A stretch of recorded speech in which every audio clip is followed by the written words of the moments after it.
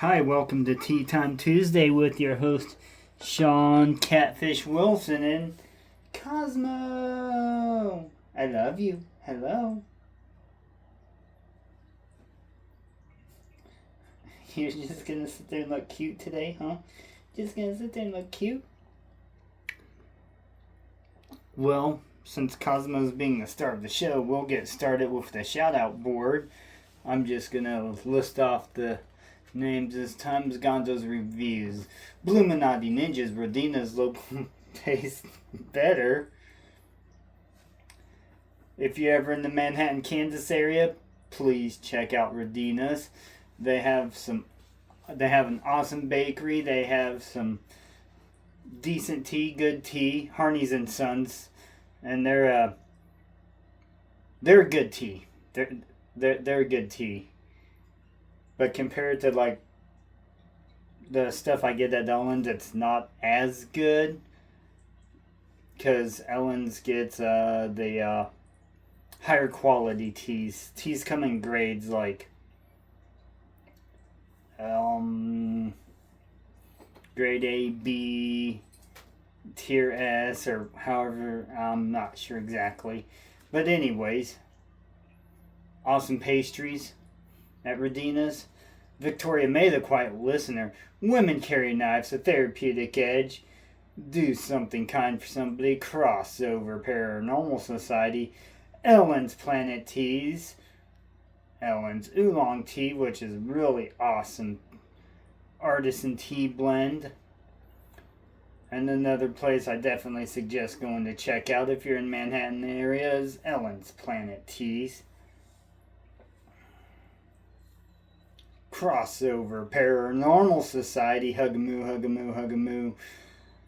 The Gypsy and the Vanilla Gorilla, Catching Them Fish Outdoors, Big Red EDC, Spirit Brothers UK, Danny Day's Homestead, Big Tiny's Outdoors, Grumpy Grunt, My Bad Adventures, Yeoman's Edge, Gals, Southern Living, Galaxy Girls Coffee, and I tried their coffee the other day, and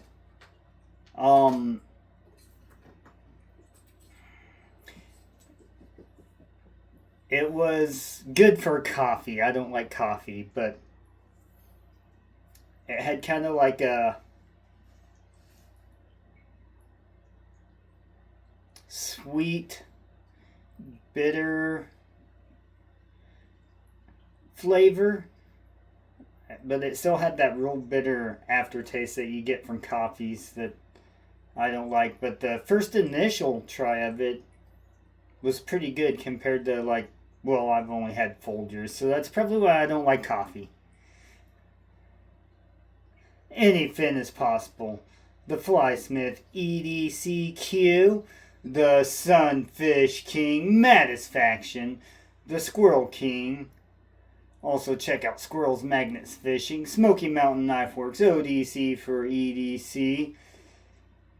And if you're needing any soft plastics, custom soft plastics, check out Off the Hook Outdoors. He has many selections and makes some awesome baits.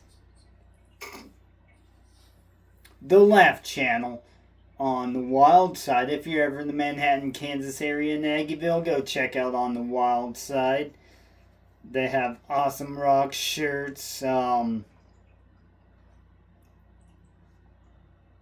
frisbees.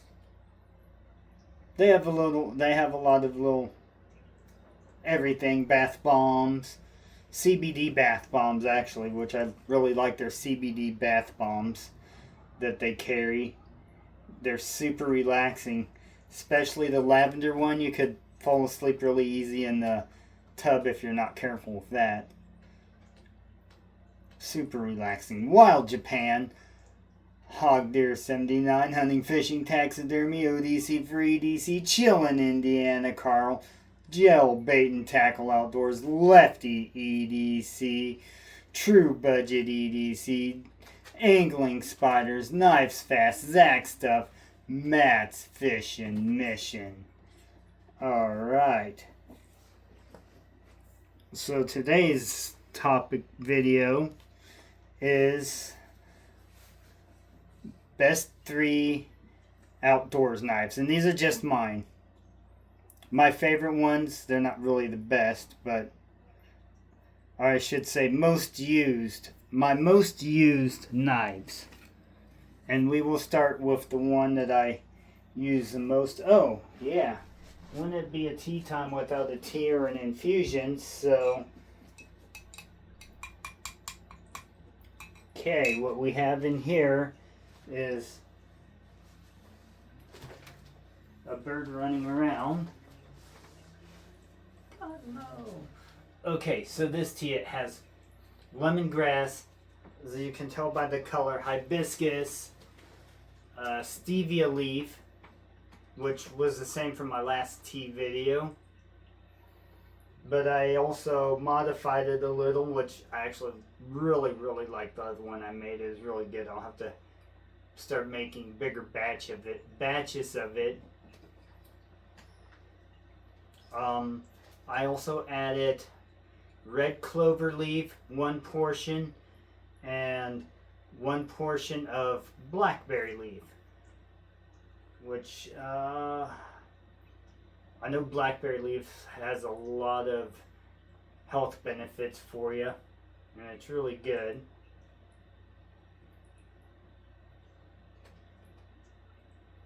Is that right? So, I'm gonna have to get back up, Cosmo. So you're gonna have to get back down very shortly.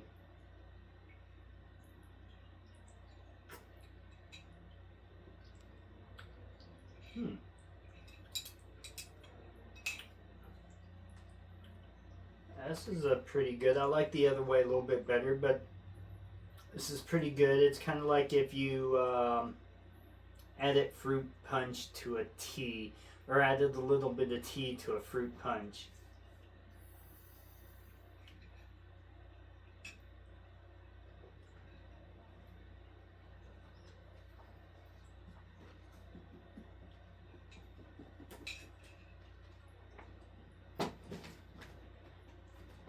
Because blackberry leaf and red clover, is it the clover top that I used? No, just the red clover leaf from a red clover. But my first knife I'd like to show off. This is my absolutely #1 most used knife for the outdoors and work. It has worm poop on it because, well, I know you can pinch worms off easier, but it's funner to cut them.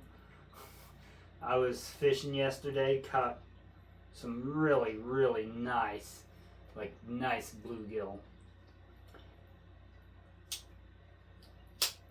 Some bull bluegill, that's what you'd call them. So this is a Cold Steel Counterpoint 1.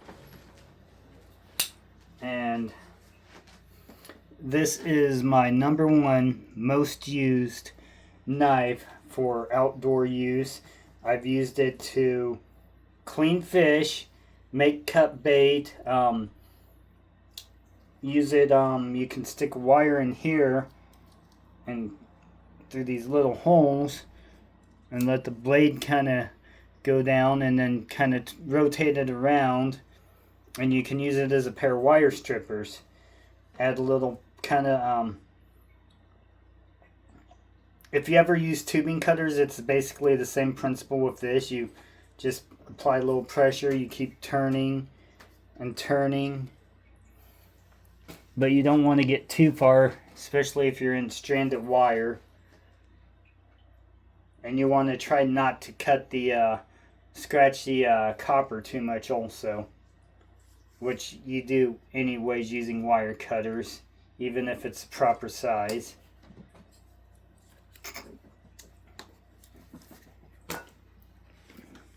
My next most used outdoors knife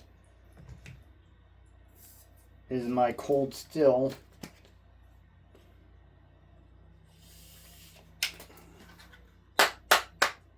Still got sand in it from the river. This is my Cold Steel Leatherneck SF. As you can see, this thing has been well used. I've also used my Cold Steel Counterpoint 1 for batoning, but I've used it for batoning, cleaning fish, making fish bait, making cut bait, using it to cut bait, rod holders, that you make out of sticks, of course, hacking through vines that's in my way when I'm out hiking or something and I need to cut through a prickly vine.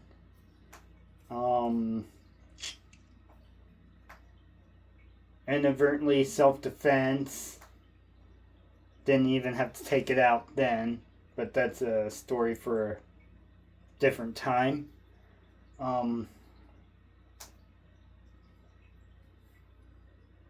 This throughout the years has been a really, really great knife.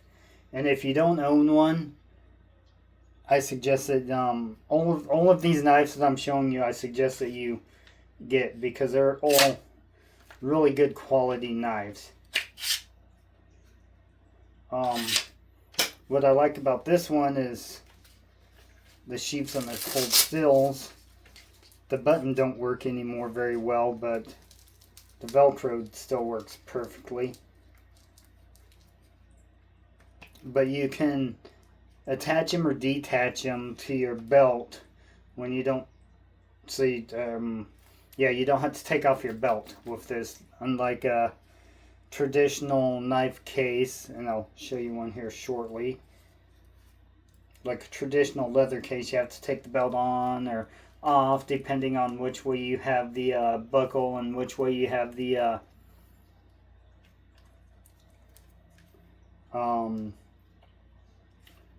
loop or the end of the belt. And it's been a really good knife for me. Then the next knife that this is actually a relatively new knife of mine, but I've been using it a lot, and I have yet to have to sharpen it. Although I just use it, I've used it to make rod holders. I like to point out put a spear point on my rod holders. That way, when I shove them in the ground, they shove in the ground easier, and it makes it a little bit more sturdy, in my opinion. Because I like to shove it as deep as I can. But anyways, this is a traditional leather style case. And as you see, you're not going to be able to unbutton that, Velcro it off, take it off if you need to. And this knife is pretty lightweight. I also EDC it along with its bigger brother. This is a Benchmade Hidden Canyon Hunter.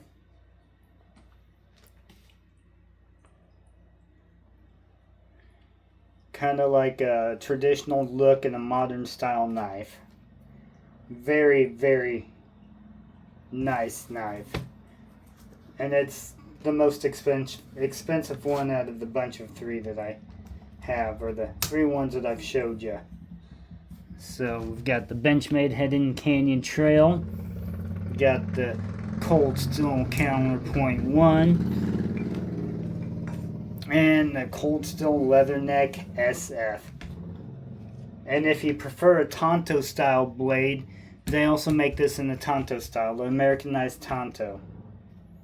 Which is pretty cool, in my opinion. So, and don't forget to like and subscribe to the channel. Leave a comment to the video below. And I appreciate all my viewers.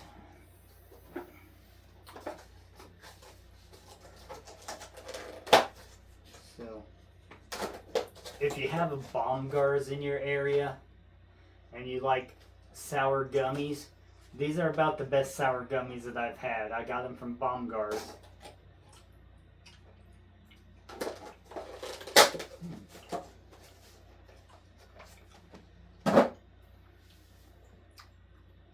Leave you on a sweet note. Peace and long life, my friends.